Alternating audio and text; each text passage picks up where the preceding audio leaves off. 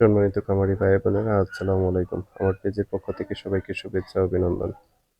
যে গরুগুলো সামনে দেখছেন, এগুলো হচ্ছে আমার পাশের বাসার এক কাকার। উনি নতুন খামার শুরু করেছে।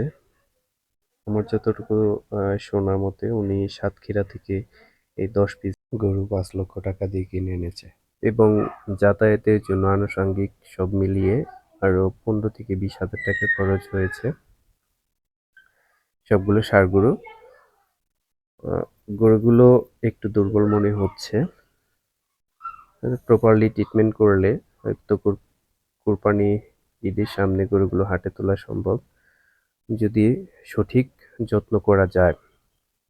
গরুগুলো কেমন হয়েছে এবং দাম কেমন হয়েছে আপনি কমেন্টের মাধ্যমে জানাবেন, এবং গরুগুলোকে কি কি ট্রিটমেন্ট প্রয়োজন। গরুগুলোর দাম আমার কাছে একটু বেশি মনে হচ্ছে। অবশ্য অঞ্চল ভেদে গরুর দাম একটু কম বেশি হয়ে থাকে।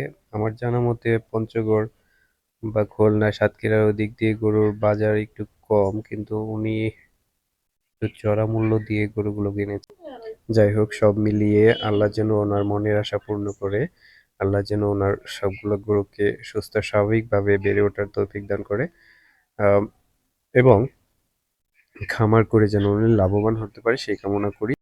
সেই সাথে আপনাদের সবাইকে অনেক অনেক ধন্যবাদ ভালোবাসা দিয়ে পাশে থাকার জন্য। লাইক কমেন্ট শেয়ার করে পাশে থাকবেন।